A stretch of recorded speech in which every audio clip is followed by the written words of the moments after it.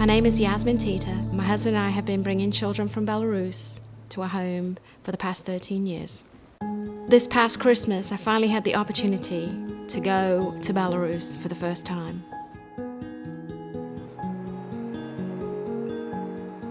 I wanted to see the country, I wanted to see the way they live, what their houses were like, what their churches were like, just to see it for myself firsthand. The Chernobyl incident was in 1986. 75% of the fallout from Chernobyl landed on Belarus. The radiation obviously is still present and affects their environment, therefore puts the children at risk of diseases, of dying young, thyroid cancers, leukemias, birth defects. The air they breathe, the food they eat, it's all contaminated. The radiation that is in their bodies comes down enough in a 6-week period to reduce some of the risks of the diseases that they are prone to.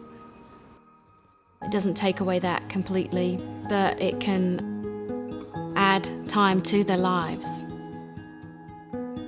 My favorite thing about America is always my family, because when I go to them, my heart always positive. One of the main reasons for the program is to introduce Christ into some of the children's lives. We can reach a child and take her into our arms and to love on her, and in that way show her God's love. Some of the kids, when they come, they have heard about God for the first time. Here they learn what it means to have a relationship with Christ, and we hope that they see it reflected in the way we have that relationship with God in our own home.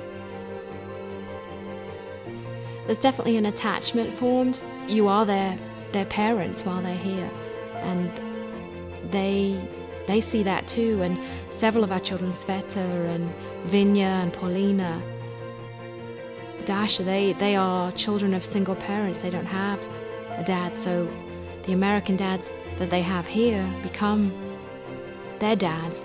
You can see how they want that relationship. Но не для меня, как и моя мама, как и родители, все. Vinya is a little boy that's been coming for several years to PC3, and he stays with Holly and Bobby Campbell. At home, he is one of 6 children. Their apartment was so tiny. It was like a 2-room apartment, and they had 6 children and the mom living there. And the children were not tiny. I mean, they were adult children, 20 and 16. We sat on their couch and talked, and again, the mom was so grateful and so appreciative of all that Bobby and Holly do. Just talking about it made her just cry about how grateful she was. When you talk to the parents of these children, it's overwhelming how grateful they are.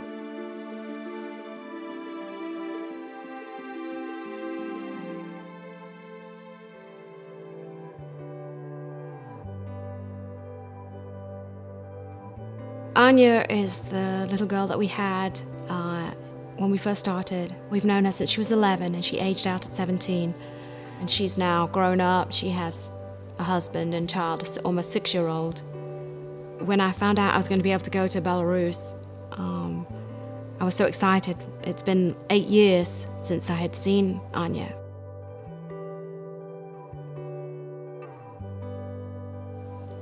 And it was just wonderful, you know, when I saw her and just able to hug her, because she's been like my daughter, you know, and then to see her little boy and her husband, to get to spend some time with them and just talk to her again was amazing for me.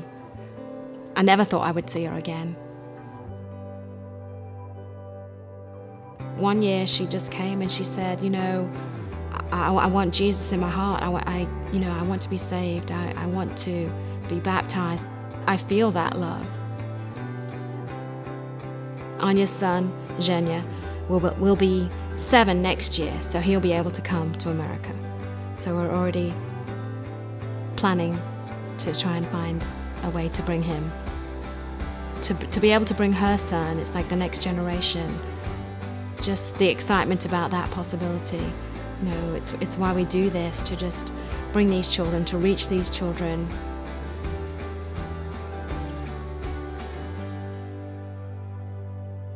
We can't change their lives, we can't fix the problems that they have to go back to. But if we give them Christ, if we teach them that Christ can be in their lives and can help them, and we can plant a seed and give them some kind of hope for the future. It gave me like a new hope in what we're doing, that we're doing something that is right, and that we are reaching these children and their families.